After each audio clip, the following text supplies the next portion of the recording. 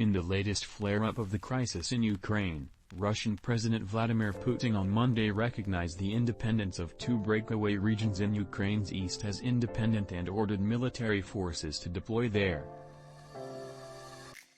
The rebel-controlled territories, Luhansk and Donetsk, comprise a larger region called Donbas that borders Russia. The two territories have been led by pro-Russia separatists for nearly a decade.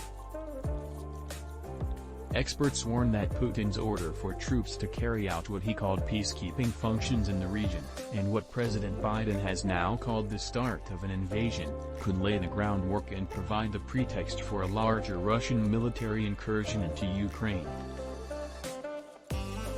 To understand why Luhansk and Donetsk are playing such a central role in the conflict's most recent escalation, it's worth going back to the popular uprising that kicked off the current unrest in Ukraine, which has been simmering since 2013.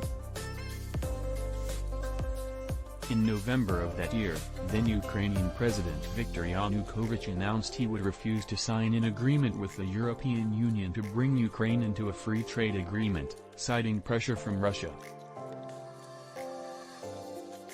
The move sparked massive protests in Ukraine calling for Yanukovych to resign.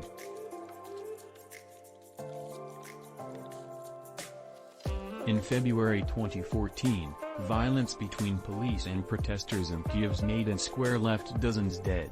Yanukovych eventually fled to Russia and the Ukrainian parliament established a new government. Greeting the new government and Yanukovych's ouster as a coup, Putin sent troops into Crimea, a former Soviet republic that had been part of Ukraine since 1954. Within days, Russia annexed Crimea, despite international pressure from the U.S. and European allies, following a referendum that apparently resulted in 97% of voters choosing to join Russia, though the results are disputed.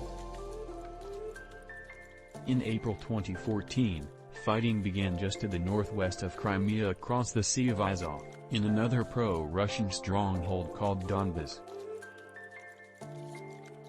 Clashes soon broke out between pro-Russian rebels in Donbas and Ukrainian military forces, with about 40,000 Russian troops stationed just across the border.